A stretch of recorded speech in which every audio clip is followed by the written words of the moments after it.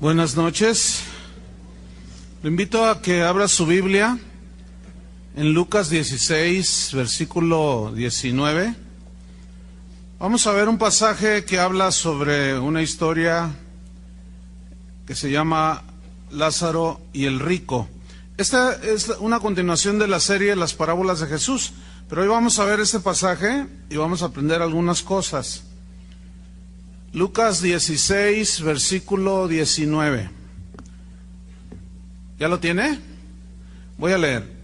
Dice así: había un hombre rico que se vestía de púrpura y de lino fino, y hacía cada día banquete con esplendidez. Había también un mendigo llamado Lázaro, que estaba echado a la puerta de aquel, lleno de llagas, y ansiaba saciarse de las migajas que caían de la mesa del rico, y aun los perros venían y le lamían las llagas. Aconteció que murió el mendigo y fue llevado por los ángeles al seno de Abraham, y murió también el rico y fue sepultado. Y en el Hades alzó sus ojos estando en tormentos, y vio de lejos a Abraham y a Lázaro en su seno. Entonces él, dando voces, dijo: Padre Abraham, ten misericordia de mí, y envía a Lázaro para que moje la punta de su dedo en agua y refresque mi lengua, porque estoy atormentado en esta llama. Pero Abraham le dijo: Hijo, acuérdate que recibiste tus bienes en tu vida, y Lázaro también males, pero ahora este es consolado aquí y tú atormentado. Además de todo esto, una gran sima está puesta entre nosotros y vosotros, de manera que los que quisieren pasar de aquí a vosotros no pueden, ni de allá pasar acá. Entonces le dijo: te ruego pues, Padre, que le envíes a la casa de mi padre, porque tengo 5 hermanos, para que les testifique, a fin de que no vengan ellos también a este lugar de tormento. Y Abraham le dijo: a Moisés y a los profetas tienen, óiganlos. Él entonces dijo: no, Padre Abraham, pero si alguno fuere a ellos de entre los muertos, se arrepentirán. Mas Abraham le dijo: si no oyen a Moisés y a los profetas, tampoco se persuadirán, aunque alguno se levantare de los muertos. Existe una controversia acerca de que si este pasaje que acabamos de leer es una historia de la vida real que Jesús tomó o es una parábola. Algunos argumentan que es la única historia en la Biblia en que Jesús, que se confunde con una parábola, en la cual Jesús identifica a los personajes por nombre. Él nombra al pobre como Lázaro. Por lo tanto, según muchos estudiosos de la Biblia, entre ellos algunos padres de la iglesia primitiva, aseguraban que era un caso de la vida real, una historia real. Por lo tanto, lo consideran no como una parábola, sino como una historia de 2 hombres que es muy posible que, según la narración de Jesús, los que lo estaban escuchando conocían a ese Lázaro. No es Lázaro el que resucitó, el hermano de Marta y María, no, es otro Lázaro. Entonces, pero en fin, en lo personal yo me inclino en que es una historia real. Sin embargo, ese no es el punto principal ahora, sino la enseñanza que nos dejó Jesús en este pasaje de las Escrituras. Eso es lo importante para nosotros ahora.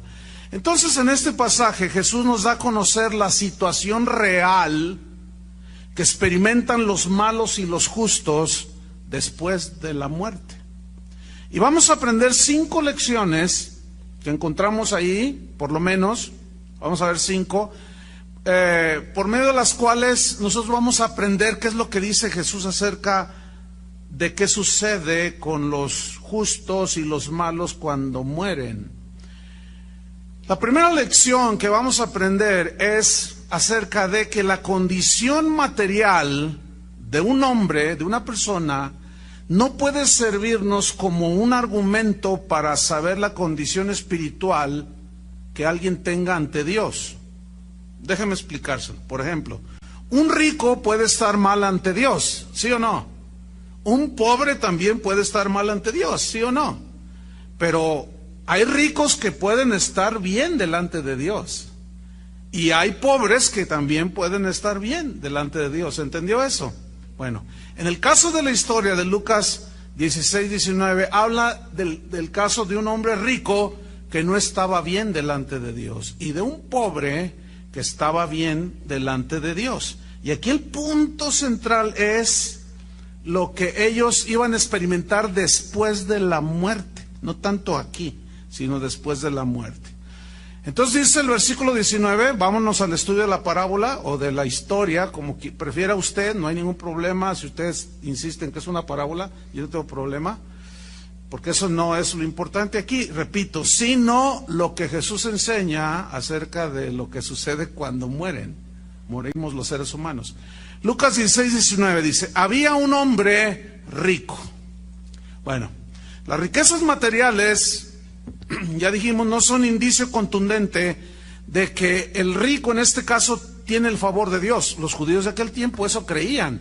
Como hoy muchos cristianos creen que la prosperidad material es síntoma de que tú estás bien con Dios, pero eso no es verdad, ¿sí? Las escrituras, al contrario, muestran el peligro de las riquezas y que algunos ricos no pudieron entrar al reino de Dios. Por ejemplo, aquel joven que se acercó a Jesús en Lucas 18, un par de capítulos adelante, de un joven que vino a decirle que quería vida eterna, y en el 22, Lucas 18, 22, después de unas interrogantes que Jesús le hizo, Jesús, oyendo esto, le dijo, aún te falta una cosa, le dice, vende todo lo que tienes y dalo, ¿a quién?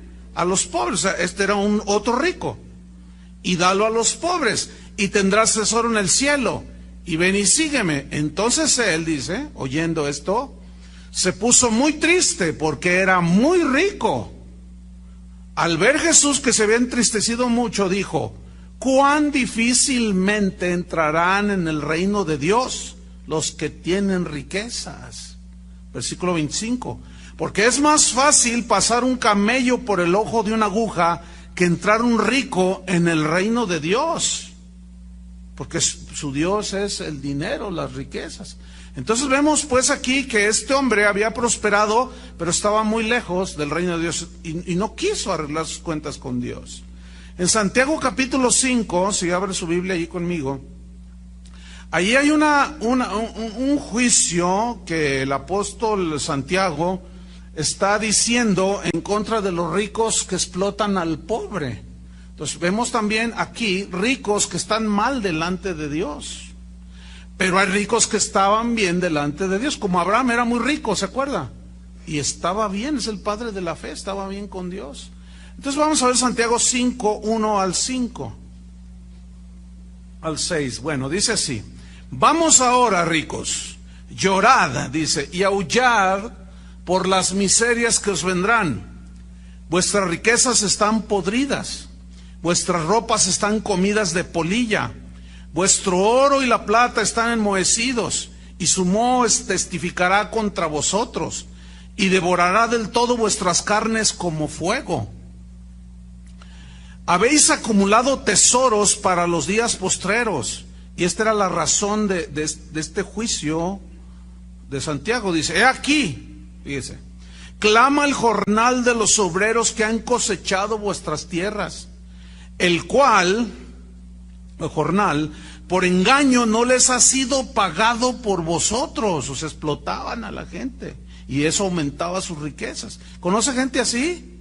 Pues ¿dónde trabajo? Dice usted. Bueno, yo no sé. Dice, y los clamores de los que habían cegado han entrado en los oídos del Señor de los ejércitos.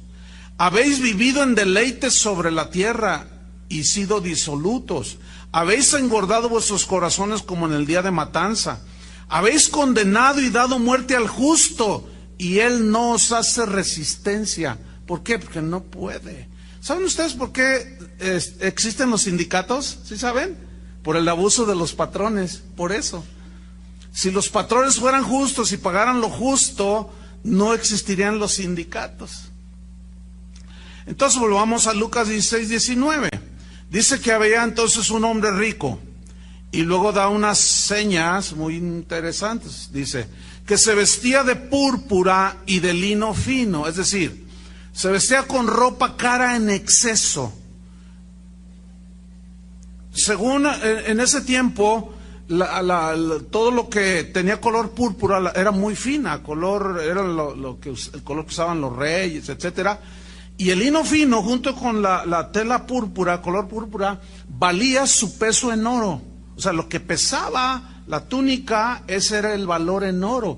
O sea, haga de cuenta que se ponían un traje de Armani, ¿sí? De $15,000, o sea, de $10,000, que equivalen como a 120,000. Imagínense un traje de 120,000 pesos.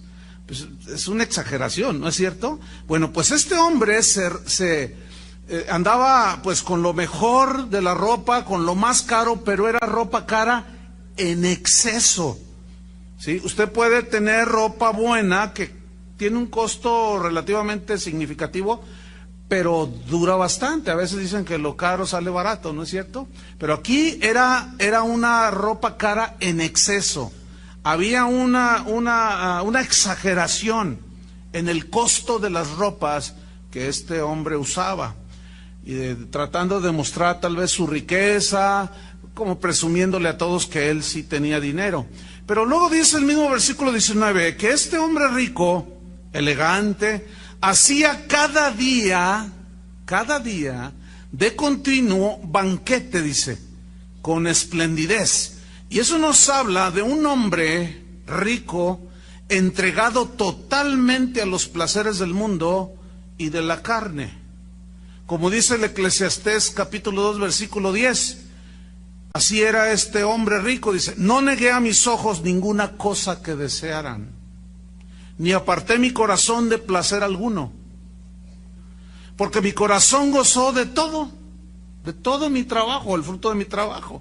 Y esta fue mi parte de toda mi faena. Miré luego, dice el Eclesiastés, todas las obras que habían hecho mis manos y el trabajo que tomé para hacerlas, y aquí vi que todo era vanidad y aflicción de espíritu, y sin provecho debajo del sol. Bueno, aquí Salomón está reflexionando, era muy rico, ¿se acuerdan? Y él está reflexionando que en eso no consiste la vida del hombre. O como el hijo pródigo de la parábola, ¿se acuerdan? La parábola del hijo pródigo en Lucas también, capítulo 15, versículo 13, donde dice que juntándolo todo, se fue lejos a una provincia, apartada, lejos.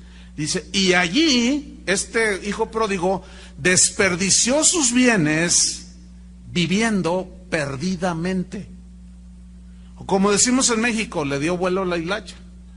¿Sí? Bueno, esto que está narrando Jesús es la historia de millones de personas, aún de pobres y ricos, que viven sin tomar en cuenta a Dios. El rico aumentando sus riquezas y el pobre queriendo obtenerlas. Total, se dedican a vivir su vida egoísta sin tomar en cuenta a Dios. Fíjese lo que dijo Job en el capítulo 21, versículo 7, acerca de esta clase de seres humanos, de personas que se dedican a vivir sin tomar en cuenta a Dios, sean pobres o sean ricos. Job 21, versículo 7 hasta el 15. Dice así: ¿por qué viven los impíos? ¿Por qué viven los impíos? Y se envejecen y aún crecen en riquezas. Fíjese, los impíos. Ahí notamos una vez más que las riquezas no son sinónimo de estar bien con Dios. Está diciendo los impíos, y aún crecen en riquezas. Versículo 8. Su descendencia se robustece a su vista, y sus renuevos o sus hijos están delante de sus ojos. Sus casas están a salvo de temor, ni viene azote de Dios sobre ellos. Sus toros engendran y no fallan, paren sus vacas y no malogran su cría. O sea, una prosperidad notable, ¿no? Versículo 11. Salen sus pequeñuelos como manada, y sus hijos andan saltando, contentos, alegres, como si Dios no existiera. Al son del tamboril y de cítara saltan y se regocijan al son de la flauta, o sea, fiestas, eso se refiere, ¿sí? Tan baile allí, en su antro antiguo. Versículo 13, pasan sus días en prosperidad y en paz descienden al Seol o a la sepultura. Versículo 14, dicen a Dios, apártate de nosotros, porque no queremos el conocimiento de tus caminos, no queremos saber nada de ti. ¿Conoce gente así?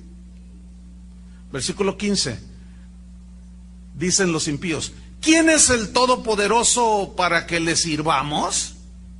¿Y de qué nos aprovechará que oremos a Él? Así hay gente rica, pero también así hay gente pobre. Si Dios existiera, ¿por qué me tiene en esta situación? Dicen. Y comienzan a decir un montón de cosas. Pero en realidad no les interesa conocer los caminos de Dios. Bueno, pues así vivió este hombre de la historia, volviendo a Lucas 16, así vivió este rico. Pero en el versículo 20, Lucas 16, 20, dice lo siguiente: había también un mendigo llamado Lázaro. Aquí la palabra mendigo se traduce de una palabra griega que lleva implícito este significado. Es alguien que está en una pobreza extrema de las cosas elementales. O sea, hay pobres que comen un plato de frijoles en la mañana, en la tarde, 2 comidas. Hay otros que pueden hacer las 3 comidas, pero siguen siendo frijoles con 2 tortillas. Hay otros que hacen una sola comida, esos son más pobres. Hacen una sola comida al día. Pero hay quienes pueden pasar 2, 3 días y no tienen qué comer. Esos son más pobres. Pero hay todavía algunos muchísimo más pobres, en pobreza extrema, que puede pasar una semana, 15 días y no tienen una sola tortilla, un solo pedazo de pan. Y dice la Biblia que este hombre pobre en extremo se llamaba Lázaro. Pobre. ¿Se acuerdan una vez que una mujer llegó con Jesús y traía un frasco de alabastro? El alabastro es el material, es una especie de mármol, y dentro tenía un perfume de mucho precio, ¿se acuerdan? Y ella rompió el frasco y ungió a Jesús. Vamos a ver esta historia en Marcos 14:4. ¿Cuál fue la reacción de algunos de sus discípulos cuando vieron que este perfume de gran precio era pues desperdiciado a la vista de ellos? Vamos a ver lo que dijo Jesús aquí. Dice Marcos 14:4. Dice, y hubo algunos que se enojaron dentro de sí por lo que había hecho esta mujer y dijeron, ¿para qué se ha hecho este desperdicio de perfume? Versículo 5. Porque podía haberse vendido por más de 300 denarios, o sea, 300 salarios mínimos. Una cantidad bastante significativa para un perfume, y más en ese tiempo. Dice, y haberse dado, ¿a quiénes? A los pobres. Parecía como un desperdicio, parecía una como incongruencia, pero detrás de esto, uno de los que murmuraban era Judas. Porque no todos los evangelios dicen que dijo eso porque él le pellizcaba del dinero ahí, del tesoro del Señor. Y murmuraban contra la mujer, dice el versículo 6, pero Jesús dijo, dejadla, déjenla en paz. ¿Por qué la molestáis? Buena obra me ha hecho. Miren el versículo 7. Siempre tendréis a los pobres con vosotros. ¿Qué dijo Jesús? Siempre. Que esto me suena como a confesión negativa, ¿no? ¿Será que el mismo Jesús ni siquiera tenía la revelación de la confesión positiva, no? Porque según los que creen eso, pues la Biblia está llena de confesiones positivas. Pues ¿qué confesión tan positiva la de Jesús? A los pobres siempre los tendréis entre vosotros. No porque Dios quiera así, sino porque como consecuencia del pecado y de la condición de la sociedad, el fuerte abusa del débil. Y el rico se enriquece más y el pobre se empobrece más. Y lo injusto de la vida, no lo injusto de Dios, es lo injusto de las conductas de nosotros.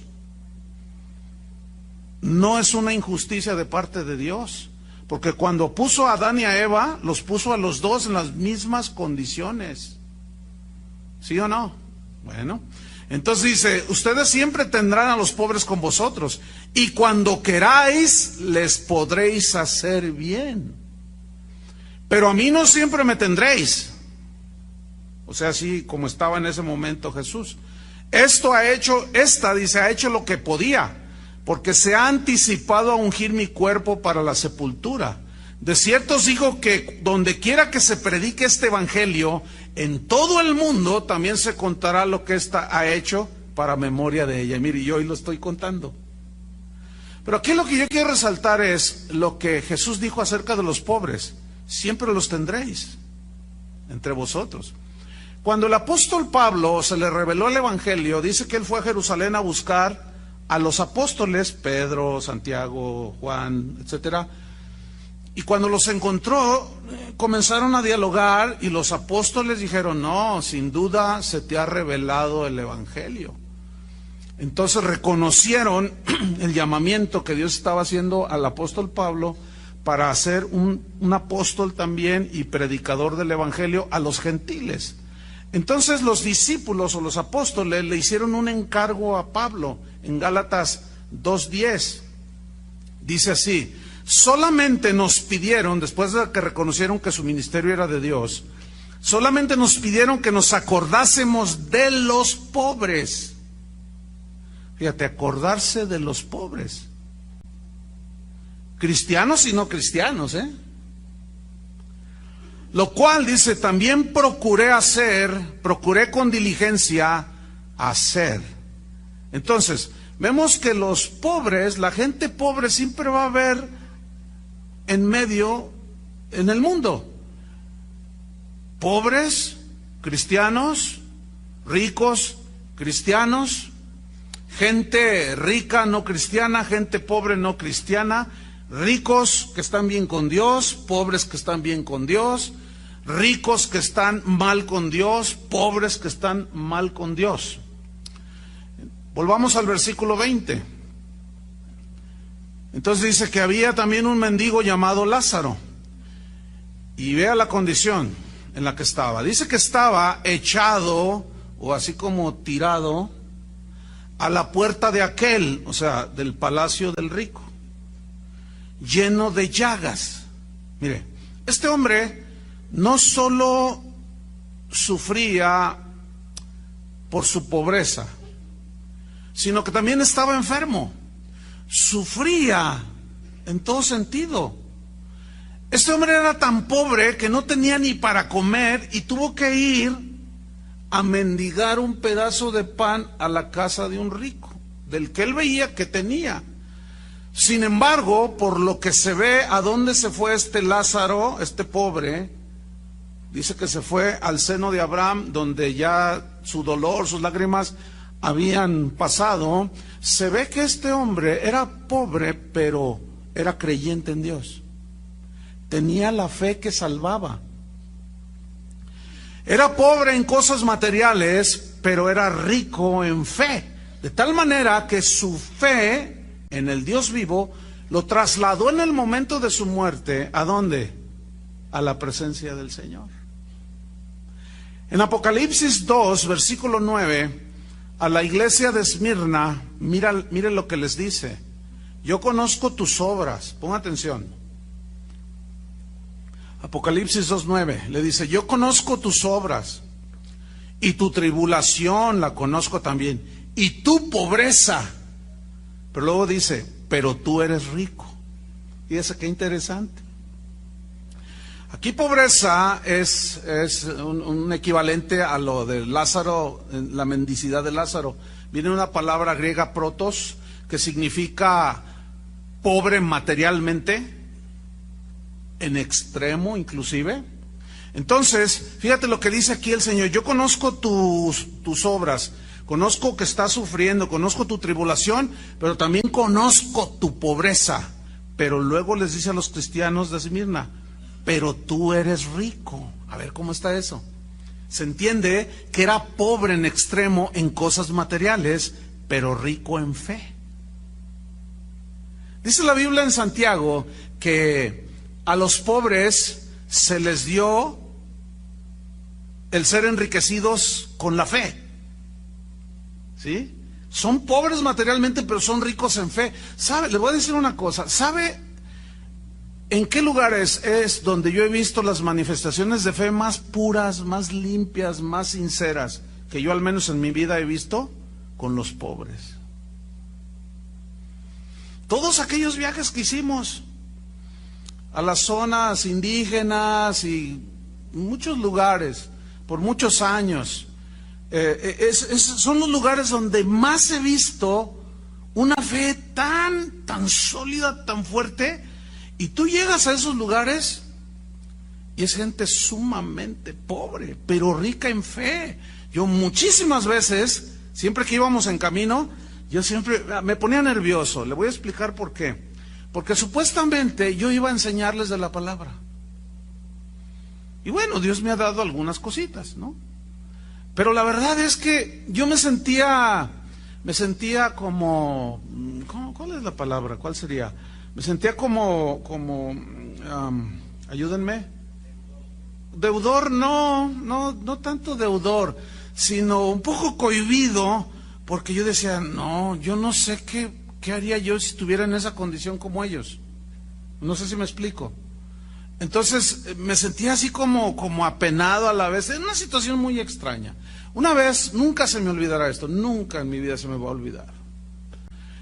Llegamos a una población lejísimos, allá en la sierra de Michoacán, la tierra de Toño Lázaro y de su esposa. ¿De dónde son? ¿Pero de qué parte? Ario de Rosales, Jalisco. No, es Michoacán. Bueno, llegamos allí a no me acuerdo el nombre de la población, en plena sierra. Y cuando llegamos, nunca se me olvida que salió el pastor, su esposa y sus hijos. Un lugar pobrísimo. Su casa era una choza. Entonces, nunca se me olvida que la señora, la esposa del pastor, le dijo a su niño, hijo, agarra la gallina. Entonces, yo vi que el niño se fue detrás de la gallina, se fue primero buscando la gallina y no salía. No la hallo, mamá, no la hallo. Nomás tenían una gallina. Y cuando de repente brinca la gallina, era una gallina más flaca que... No, la verdad. Entonces el chiquillo fue y la agarró y la señora, pues, delante de nosotros, le corta la cabeza y la mete en una olla que tenía allí con agua y la despluma y toda la cosa, y luego en otra olla mete la gallina. Y pues empezamos a conversar, todos llegamos cansados y dice, yo nunca vi que le puso, escúcheme bien, ni un jitomatito, mucho menos cebollita, sin sal, no tenían sal. Entonces dijo, hermanos, ya está el caldo de gallina. Entonces ya nos sentamos y el hermano Pablo me miraba y me dice, ¿vas a dar gracias tú, Chuy? Me dijo. Yo dije, sí. Entonces yo di gracias, Señor, gracias, y en fin, oré. Y empecé a comer aquel caldo de gallina sin sal, sin tomatito, sin nada, en fin. Entonces no sabía a nada el caldo de gallina, pero nos la comimos. Entonces el hermano Pablo me dice, mira, Chuy, dice, esta gente, ya cuando estábamos acostando, me dijo, mira, Chuy, esta gente nos dio todo lo que tenía. Todo lo que tenía nos dio. Y yo nada más estaba observando si tú ibas a rechazar la comida. Y yo le dije, no, pues usted me ha enseñado. Ya, él me había dado unas lecciones que son largas de contar y ya no sería el evangelio. Nada más es una ilustración. Pero, ¿sabe? Es allí donde yo he visto las manifestaciones de fe más sinceras, más limpias, más... En fin, ahí estaba este hombre enfermo, hambriento, pero era rico en fe. ¿sí? Lucas 16:21.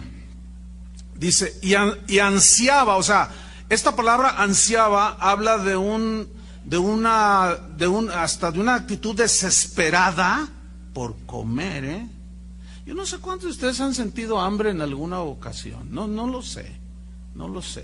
Si usted me pregunta a mí, yo le voy a decir la verdad. Yo nunca he estado en una situación así en toda mi vida. O sea, yo puedo decir, le soy sincero, yo puedo decir, yo nunca he estado en una situación así. Por lo tanto, no sé lo que sentía este hombre, pero yo puedo casi asegurar que aquí hay gente que sí ha estado en esa situación. Pero de que he visto gente así, déjenme decirles otra cosa, esa gallina ellos no comieron, nos la dieron a nosotros, los que íbamos allí, y nos tocó de a pedacito así, toda flaquita y la piernita, estaban media anoréxica la gallina, pobrecita. Entonces dice que ansiaba saciarse de las migajas que caían de la mesa del rico. Y esta frase, que migajas que caían de la mesa del rico, ahí es una alusión a la abundancia que había en la mesa del rico, que lo hacía desperdiciar la comida. O sea, Lázaro de alguna manera se dio cuenta que el rico tiraba mucha comida. ¿Sí? Hay un refrán que dice, lo que el rico desecha, el pobre lo aprovecha. También hay otro, no muy conocido, que dice, lo que al rico le sobra, al pobre le es riqueza. Hace años cuando, yo conocí al Señor, y yo tenía un trabajo en un hotel, aquí en Plaza del Sol, que era Holiday Inn en ese tiempo. Y pues ahí hacen banquetes suntuosos y todo. Y nunca se me olvida, todavía yo no era cristiano. Nunca se me olvida que, por ejemplo, había un banquete para 500 personas. No, yo a veces entraba a la cocina, andaba haciendo mi trabajo, inspeccionando cosas, etcétera, y yo miraba aquellas mesas, aquellos recipientes llenos de comida, pero en abundancia. Entonces les daban de comer a todos. Y siempre yo podía ver que había platos que apenas algunos pellizcaron. Y siempre sobraba un montón de comida. Entonces nunca se me olvida aquella noche, después de un banquete, que entré a la cocina y vi a los cocineros tomando los recipientes de la comida que había sobrado, que no habían tocado siquiera, mire, en los botes de basura, tirándola. Entonces, fíjese, yo ni cristiano era, y le dije, oye, ¿a poco tiran la comida? Dice, sí, son órdenes de arriba. Le digo, ¿cómo? ¿Cómo? Dice, sí, mira, es que hace tiempo, antes de que tú entras a trabajar aquí, venía la gente pobre y se les regalaba, pero no nos la acabábamos, porque este es un hotel de 5 estrellas, de lujo. Entonces llegaba mucha gente acá por el costado, pero pues daban mal aspecto. Entonces dijeron, no, mejor tiren la comida. Y yo me dije, dentro de mí dije, no, pues qué injusto es esto, qué terrible es esto, pero es una realidad, ¿no es cierto? Ahora, aquí hay una enseñanza que yo quiero dejar plasmado en ustedes. Y es la siguiente: no desperdiciemos ni despreciemos lo que muchas veces Dios nos da en abundancia, y que compartamos con los pobres. A mí Dios me ha avergonzado en algunas ocasiones, y me da pena delante de Dios, pero por ejemplo, hay algunos que saben esto. Yo no puedo comer el ajo porque me produce muchas náuseas, o sea, es muy desagradable para mí, me hace daño. Entonces, cualquier comida que contenga ajo no la como. Claro, a veces he estado en situaciones, por ejemplo, alguien me invita y pues a veces está el mojo de ajo y nomás le digo, Señor, gracias porque inventaste el Alka-Seltzer o las sal de uvas. pero no soy asiduo a eso, porque no me cae bien, vamos, ¿no? Pero ¿cuántas veces Dios nos ha dado en abundancia? No solo comida, ropa, zapatos y muchas cosas, y nos quejamos. Vergüenza nos debería de dar. Yo le confieso, a mí se me da vergüenza. ¿Sabe? Yo aprendí algo de una familia de aquí de la congregación hace muchos años. Esta familia es un ejemplo. La verdad, esa familia siempre le tengo un aprecio especial por ese corazón que ellos tienen. Pues su papá, hoy sus hijos ya son grandes, pero cuando estaban chiquititos, a mí me constó una vez verlos aquí por la de Federalismo, dos días antes del 25 de diciembre, ya que celebran la Navidad y todo ese asunto, y yo lo vi allí con unas cajas, con un montón de ropa, de zapatos, y ¿qué estás haciendo? Le dice, no, dice, mira, es que cada año, dice, nosotros descacharrizamos. ¿Entienden esa palabra? O sea, todos los, hacemos en mi casa hacemos una descacharrización, esa palabra ya la inventé. Por lo visto, ¿a poco no han oído de los cacharros? O sea, de que en su casa tiene un montón de cosas que están buenas, pero que no las usa. Entonces dice, hacemos una limpieza, son cosas buenas, ropa buena, y cada año, dice, hacemos escudriñamos allí y sacamos toda la ropa de él, la mía, que está buena, pero que ya no la uso, y que a veces nada más la tenemos allí.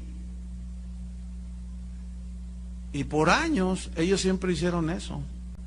Y dice, mira, la verdad no puedo decir que me despojo porque es algo que nos sobra. Y yo le doy gracias a Dios, dice, pero comparto. Escúchenme bien, si cada uno de ustedes, yo aprendí eso y yo cada año lo hago. De verdad, porque me inspiró. ¿Verdad? Y bueno, cada año voy a mi ropero y miro la ropa y digo, ay Señor, Dios me da abundante ropa. Corbatas me regalan casi diario. Tengo un montón. Ropa, zapatos, hace poco que fui allá a La Paz, terminé de predicar y un hermano me dice, oye, quiero que vayas a mi tiendita, dice. Entonces me dice el pastor, dice, yo te llevo, dice, es que te quiero regalar algo, quiero que, entonces le digo, bueno, sí, está bien. Le digo, oye, ¿qué onda? Dice, no, vamos, dice, tiene una tienda allí en La Paz. Entonces, ya llegamos, no, hombre, pues era un tiendón, no, ¿cuál tiendita? Era una tiendota de puros zapatos originales. O sea, Nike, pura marca, nada pirata, todo original. Entonces me dice, ¿sabes qué, Chuy? Quiero regalarte zapatos. Yo le dije, es que tengo. Me dice, no, me dice, mira, ven. Entonces me lleva a un aparador y me dice, mira, yo te recomiendo estos. Dice, ¿qué medida eres? Ya le di el número. Entonces, cuando yo lo agarro así y veo el precio, 2,500 pesos. Escúchame bien, en mi vida yo pagaría 2,500 pesos por un par de zapatos, aunque tuviera los 2,500 pesos. Entonces yo le dije, no, mira, mejor de acá. No, mira, a ver, mídete esto. Entonces me mido.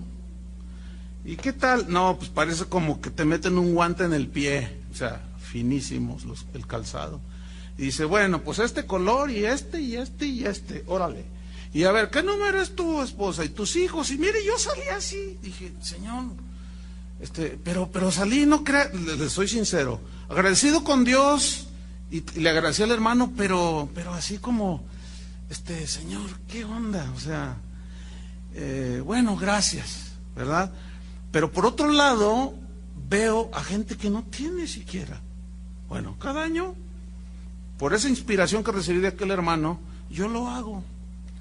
Y saco un montón de cosas, hermano, un montón de cosas que no porque las desprecie, sino porque se van acumulando. Y a veces me encuentro un montón de cosas, zapatos, camisas, trajes. El asunto con esto, bueno, así me sucede a mí, no sé, tiene que ser algo soberano de Dios. Pero por ejemplo yo digo, voy a regalar 8 trajes. Entonces los escojo. Nunca regalo algo que esté mal, nunca haga eso tampoco. Entonces los tomo, entonces Dios me pone, entonces yo los reparto. Mire, apenas los doy y a los 3 días ya tengo 10 nuevos. Y yo digo, ay Señor, ya no sé si, eso, ¿por qué? No lo sé. No lo sé. Yo sé que algunos estarán pensando, ¿y por qué a mí no me pasa eso? No lo sé. ¿Yo qué le puedo decir? Yo estoy diciendo lo que a mí me pasa, pero aquí la enseñanza, volviendo a ella, es no desperdiciar ni despreciar lo que Dios nos da, hermanos. Ese es el punto principal aquí, ¿verdad? Y de la abundancia que Dios nos da, pues descacharricemos. Y usted se va a encontrar con que tiene un montón de cosas buenas que usted puede bendecir a uno que tiene menos que usted. Lucas 16:21. Entonces ansiaba saciarse de las migajas que caían de la mesa del rico. Pero vea su condición. Y aún los perros venían y le lamían las llagas. Qué triste que un animal demuestre más fidelidad y afecto por un pobre y un enfermo que un rico como el de la historia, ¿no es cierto? Dicen que el perro es el mejor amigo del hombre. ¿Será? Hay muchas historias muy interesantes de animales. Un día me dijeron, oye Chuy, ¿has visto la película Siempre a tu lado? Digo, no, mírala, hasta vas a llorar. Le digo, no, yo no lloro. Es una historia de un perrito que mostró una fidelidad. No sé cuántos lo han visto, ¿no? Está preciosa la película. Y ahí se muestra la fidelidad de un perro, impresionantemente hacia su amo. No les voy a contar la historia, obviamente. Pero si la pueden ver, se llama Lázaro y el rico. Se llama Siempre a tu lado, así se llama la película. Bien. Entonces, fíjese, cuando hay abundancia hay un peligro. Cuando hay escasez también hay peligro. En las dos situaciones hay peligro.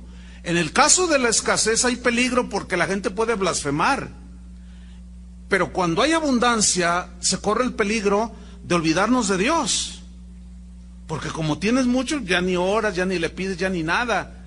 Pero yo estoy convencido, y bueno, lo que yo alcanzo a ver en la Biblia es que el peligro de la abundancia es más mencionado en la Biblia que el peligro de la escasez, porque el pobre tiende a agarrarse más de Dios, ¿entiende? Y el rico tiende a olvidarse de Dios. Entonces es más peligrosa la situación de tener. Mire Ezequiel, capítulo 16, versículo 49, una escritura muy interesante que habla de Sodoma y Gomorra. Y quiero que ponga atención a lo que dice aquí. ¿Cuáles fueron lo que antecedió a su corrupción moral? Fíjese lo que dice Ezequiel 16:49. Dice así: he aquí que esta fue la maldad de Sodoma, tu hermana. Le está hablando a Gomorra, ¿sí? Dice, esta es la maldad de tu hermana Sodoma. Y luego le dice, soberbia, saciedad de pan. Y número 3, abundancia de ociosidad. 3 cosas: soberbia, saciedad de pan o abundancia de pan y abundancia de ociosidad. Como el rico de la otra parábola: oh, mis bienes han prosperado, voy a hacer mis graneros más grandes, y voy a hacer esto, y voy a hacer lo otro, y voy a hacer más allá. Y Dios no estaba en su mente. Entonces dice, abundancia de ociosidad tuvieron ella y sus hijas, y no fortaleció la mano del afligido y del menesteroso, y se llenaron de soberbia, e hicieron abominación delante de mí, y cuando lo vi, las quité. Una cosa tremenda. Bueno, la segunda lección que aprendemos en esta historia es que la muerte es el fin de todo ser humano en esta tierra. Si hay algo seguro a lo cual tú vas a recibir en esta tierra, es la muerte. Y es de los eventos en la vida que todos con seguridad viviremos, ese lapso de la muerte. Lo quieras o no, lo aceptes o no, algún día te cantaremos allá en el cielo, ya estás gozando de la presencia del Señor. Todos moriremos algún día. Dice Lucas 16:22. Dice, aconteció que murió el mendigo. Lucas 16:22. Murió el mendigo y fue llevado por los ángeles al seno de Abraham. Y murió también el rico y fue sepultado. Miren, cualquiera que sea la clase social o raza a la que usted pertenezca, todos enfrentaremos la muerte. Si usted es rico, si usted es pobre, si usted es más o menos, si usted está blanco, usted está prietito, si usted tiene ojos azules, ojos color negro, tiene mucho pelo, está calvo, qué sé yo. No. Todos enfrentaremos un día la muerte. Pero déjeme decirle que los sufrimientos del mendigo, los goces del rico, los banquetes suntuosos, la abundancia de aquel rico y la pobreza de aquel, termina todo con la muerte. Pero surge una pregunta: ¿termina la existencia del alma? Bueno, eso es lo que precisamente Jesús está enseñando en esta parábola. En Eclesiastés 3:19 y 20, el predicador dice lo siguiente: porque lo que sucede a los hijos de los hombres y lo que sucede a las bestias, un mismo suceso es. Como mueren los unos, así mueren los otros. Y una misma respiración tienen todos. Ni tiene más el hombre que la bestia. Todo esto es vanidad. Todo va a un mismo lugar, todo es hecho del polvo y todo volverá al mismo polvo. Pobres, ricos, blancos, negros, todos. Entonces la muerte es un acontecimiento cuya certeza nadie puede negar, ¿verdad que no? No, pues eso, el que se atreva a decir no existe la muerte, ya se puso muy filósofo. Pero este acontecimiento muy poco, o sea, de la muerte, muy pocos, nadie lo puede negar. Todos dicen, no, hasta el ateo dice, no, pues un día estaré allí, dicen. Pero muy pocos prestan atención a que un día efectivamente enfrentaremos ese episodio. Muchas personas comen, beben, hablan, hacen planes, como si fueran a vivir en este mundo para siempre, y como si nunca fueran a morirse y terminar sus días aquí en la tierra, y descuidan el futuro de su alma. Pero todo cristiano, todo creyente verdadero debe de guardarse de este error. Y si alguno escucha, reflexione. Entonces, fíjense, un antiguo cristiano dijo: el que desee vivir piadosamente conforme a la voluntad de Dios, debe pensar con frecuencia en su último día en esta tierra. Uno de los mejores antídotos para vivir sin egoísmos, sin excesos, como los excesos del rico, sin orgullo, sin vanidades, precisamente es pensar en el día de la muerte. Miren lo que dice Eclesiastés capítulo 7, versículo 1 al respecto. Dice así: mejor es la buena fama que el buen ungüento, y mejor el día de la muerte que el día del nacimiento. Mejor es ir a la casa del luto que a la casa del banquete, porque aquellos en la casa del luto es el fin de todos los hombres, y el que vive o que está vivo lo pondrá en su corazón.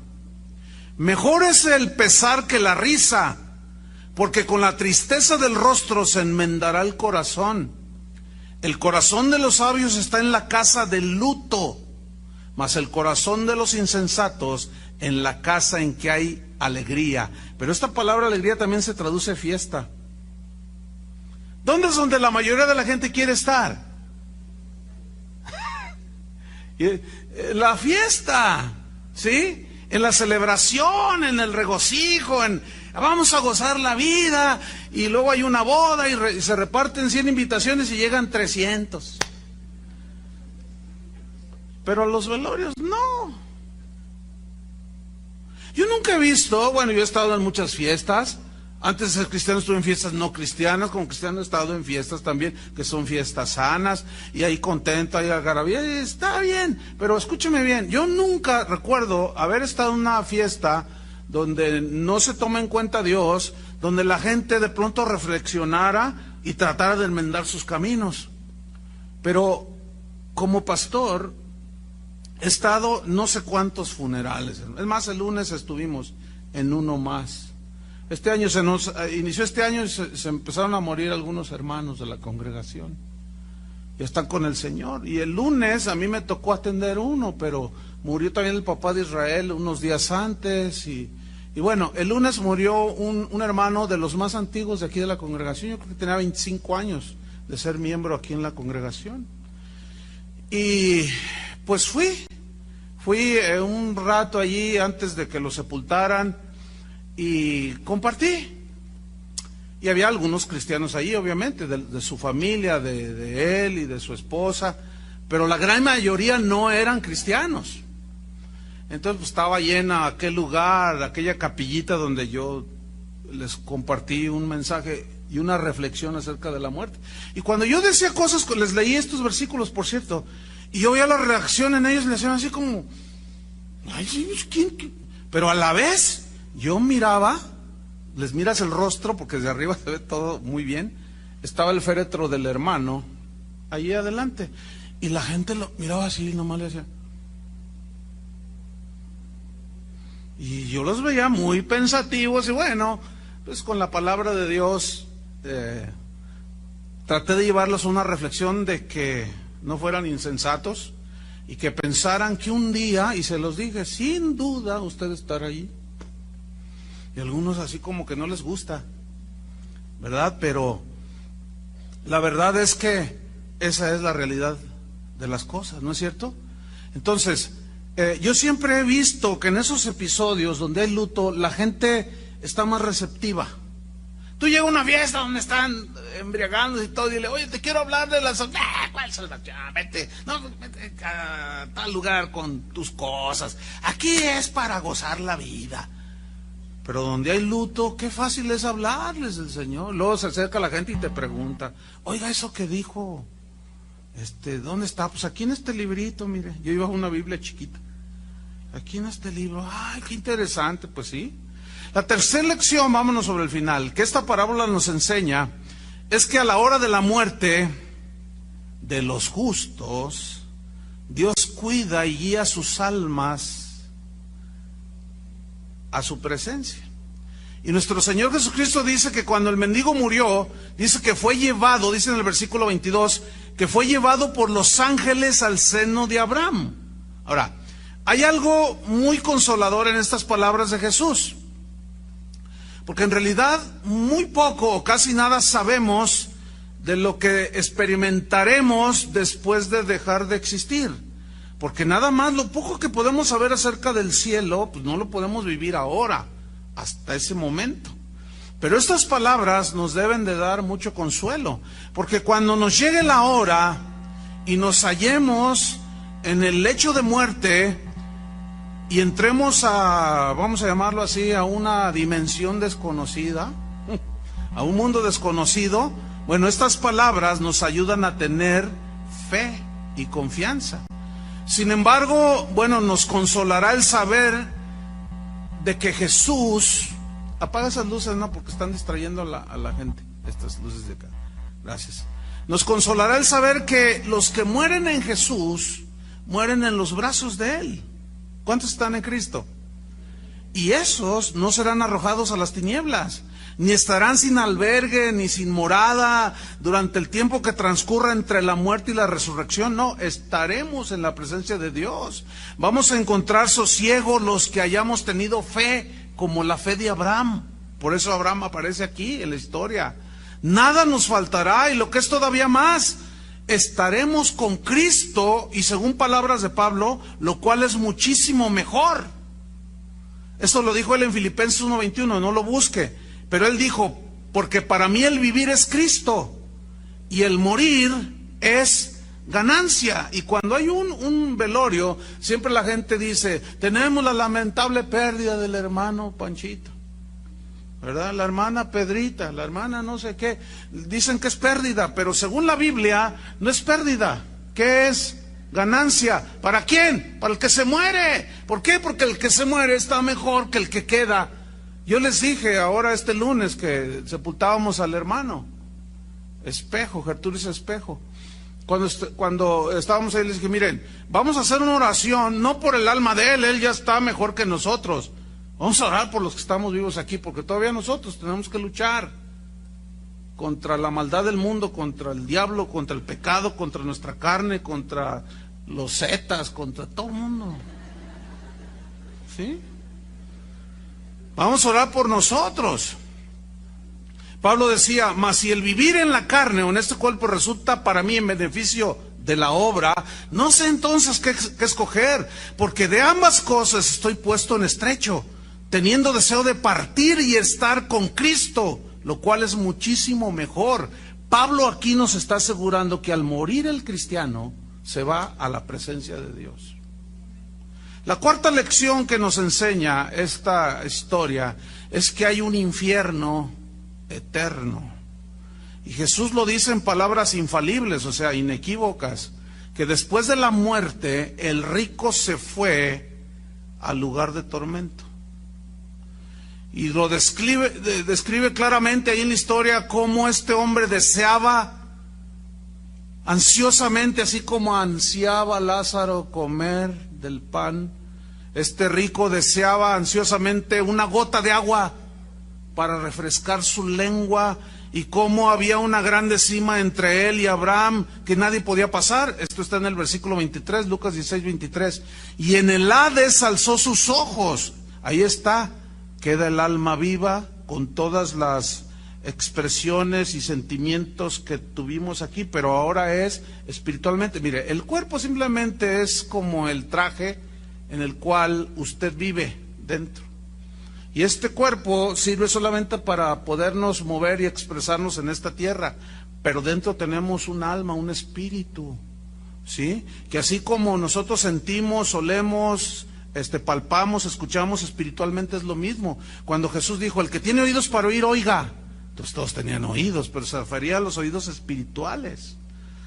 Entonces hay un ser espiritual que es el que vivirá eternamente o morirá eternamente en el infierno o vivirá eternamente en el cielo. Dice que estaba ahí en el versículo 24, daba voces y dijo, Padre Abraham, ten misericordia de mí y envía a Lázaro para que moje la punta de su dedo en agua y refresque mi lengua porque estoy atormentado en esta llama. Hay pocos pasajes bíblicos en los cuales se exprese tan claro esto. ¿Sí? Que bueno, pavor debe de darnos, temor, sí, temor. Entonces, aquí habla que el castigo de los malvados será eterno. Y esa es una verdad incuestionable. Desde el día que Satanás le dijo a Eva, no moriréis, desde entonces no ha faltado gente que niegue la existencia de una eternidad. Siempre ha habido.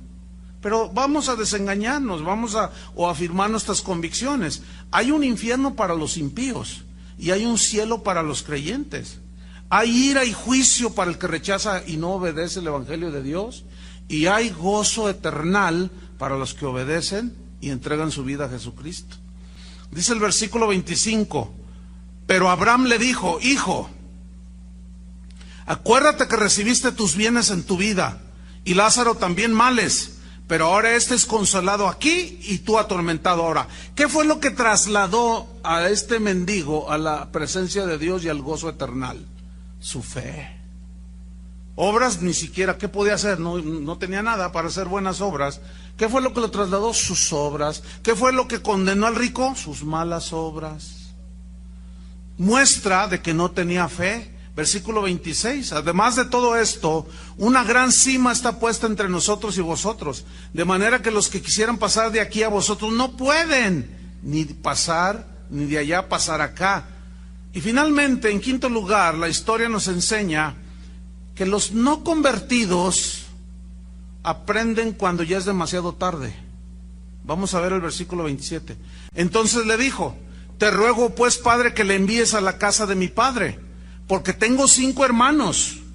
para que les testifique, a fin de que no vengan ellos también a este lugar de tormento. Y Abraham le dijo: a Moisés y a los profetas tienen, óiganlos. ¿Qué significa esa frase? Los escritos de Moisés y los escritos de los profetas tienen, ahí están ya las escrituras, oigan y escuchen y crean las escrituras. Pero mire la respuesta de este hombre, versículo 30. Él entonces dijo: no, padre Abraham, pero si alguno fuere a ellos de entre los muertos, se arrepentirán. Mas Abraham le dijo: si no oyen a Moisés y a los profetas, tampoco se persuadirán, aunque alguno se levantare de los muertos. Es decir, que los milagros no tienen el poder de convencer absolutamente a nadie para transformar su corazón y darles la fe que los salva. Pero creer en las Escrituras sí tienen ese poder. Pablo dijo: no me avergüenzo del Evangelio, porque es poder de Dios para salvación a todo aquel que cree. Por eso, hermanos, debemos de predicar el Evangelio. Entonces, la historia nos dice que el rico deseaba que Lázaro fuera a la casa de su papá para que le dijera a sus hermanos que tuvieran fe en Dios, que se portaran como Dios quería, para que no llegaran a ese lugar de tormento. Esto nos demuestra que ya era demasiado tarde. Generalmente las personas tratan de reaccionar cuando ya no hay remedio. Siempre la gente dice: no, cuando esté a punto de la muerte me arrepiento. Ay, sí, pregúntale a los que se les prendió el fuego allá en el Estado de México, o a los que cuando un terremoto así en un segundo les cayó todo encima, a ver si tuvieron tiempo. Eso es una insensatez, todos esos pensamientos. Entonces, la muerte es algo que todos vamos a reconocer, pero la insensatez de no haber puesto atención a nuestra situación espiritual actual, eso va a determinar el lugar al que tú y yo vamos a ir ese día en que enfrentemos la muerte. Para muchos va a ser demasiado tarde, porque rechazaron en esta vida. Ya no hay nada. Miren, todo eso de purgatorio y de que yo te compro unas indulgencias, o como el apóstol de por ahí, que dice que él saca del infierno a los que él ora. Entonces son puras mentiras. Porque si así fuera, entonces ¿para qué murió Cristo? Si no existe el infierno, como algunos predicadores actualmente andan proclamando por allí, que el infierno no existe, entonces vamos a hacer cualquier cosa. Si el infierno no existe, pues entonces no hay tormento, no hay castigo. Entonces, ¿de qué me va? Escúcheme bien, queridos hermanos, si no hay infierno, no, tampoco hay cielo. Si no hay cielo ni infierno, tampoco hay pecado. Y si no hay pecado, tampoco hay maldad, ¿verdad que no hay maldad? Aquí en la del Fresno fue un hecho de buena voluntad que 2 niñitas ya no existen aquí en esta tierra. ¿Cómo le llamaría eso a usted? Entonces, si hay maldad, ¿usted cree que eso se puede quedar impune en la ley de los hombres? Pero ante la ley de Dios, ¿podrá quedar impune todo eso? No. Entonces, si no hay infierno, Pablo decía: si Cristo no resucitó, si no hay todo eso, comamos y bebamos, mañana moriremos y somos como los perros. En otras palabras. Pero, queridos hermanos, no somos animales, o como dicen los científicos, animales pensantes. Pues piénsele, animal. Sí, de plano. Entonces, finalizamos, ¿verdad? La respuesta de Abraham, de que enviara gente allí, fue rotunda. Dice: no, si no oyen a Moisés y a los profetas, tampoco van a creer si se les aparece la Llorona, Juan Diego y el que sea. No. Los muertos, hermanos, aunque se levanten de los sepulcros, no podrán decirnos nada más de lo que la Biblia ya nos dice. La fe en el Hijo de Dios, en su sacrificio, y los evangelios nos narran la historia de la salvación. La fe en las Escrituras, de lo que dice que hizo Cristo, el Hijo de Dios, en eso es lo que debemos de creer para cuando enfrentemos ese día, donde vamos a pasar la eternidad. Esa es la enseñanza de esa historia, parábola o no. Ok, vamos a suponer que es parábola. Bueno, ya nos está diciendo lo mismo. Hay un infierno, hay impíos, hay malos. ¿Dónde vas a pasar la eternidad? Ese es el mensaje de la historia o de la parábola. Oremos. Señor, te damos gracias por la palabra que es viva y eficaz y que nos advierte, nos instruye, nos amonesta, nos hace ver nuestra condición, pero también nos dice acerca de nuestro futuro. Aquí en la tierra somos como la neblina que amanece y cuando sale el sol se desvanece. Así es la vida del hombre. La vida del hombre es como la flor del campo, que hoy es y mañana se seca y desaparece. Así somos, tan efímeros. Pero el orgullo, la soberbia, tanto de pobres y ricos, tiene atrapada la humanidad. Para eso vino el Hijo de Dios, para sacarnos de esa condición tan trágica y espantosa. En las palabras de Jesús hay verdad, no hay nada engaño. Él es amor, pero también es un Dios que sigue castigando el pecado, y la paga del pecado es muerte. Pero si nuestros pecados son lavados con la sangre de Cristo, la dádiva de Dios es vida eterna. Y el Apocalipsis termina diciéndonos que allá en el cielo no habrá más llanto, ni más tristeza, ni más dolor. Porque las cosas terrenales ya pasaron y nuestra eternidad con Dios comenzó desde el día en que Él limpió nuestros pecados. Pero que se hace una realidad. Qué realidad tan maravillosa poder ver al Hijo de Dios cara a cara y disfrutar de la paz de los justos, el sueño de los justos, dice la Biblia. La Biblia dice, usa una palabra, durmió,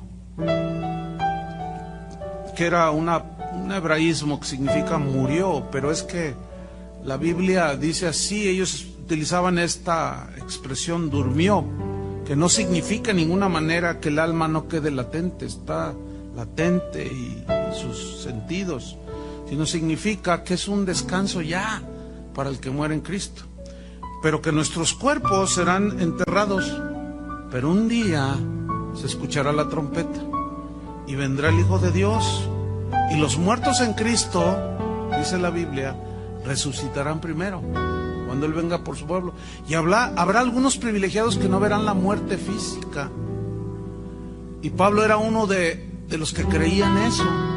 Y él dijo, luego los que habremos quedado, los que vivimos cuando el Señor venga, seremos arrebatados en un abrir y cerrar de ojos. Por tanto, amados, alentaos los unos a los otros con estas palabras. No se cansen de hacer el bien, enseñó el apóstol, porque a su tiempo segaremos y no desmayamos. Aliéntese su corazón. Asegura que tú estás en Cristo por medio del arrepentimiento genuino. Gracias te damos, Señor, por tu palabra que nos da vida. Oramos, Señor, por aquellos que rechazan. Oramos para que en tu misericordia, Señor, no sea demasiado tarde para ellos. Pero eso no depende de nosotros, sino depende de la respuesta que le den a tu llamado, Señor. Nuestra responsabilidad solo es predicarles, hablarles de las verdades del Evangelio. Y aquí están, Señor. En el nombre de Jesús, Padre, te damos las gracias. Amén. Que Dios les bendiga a todos.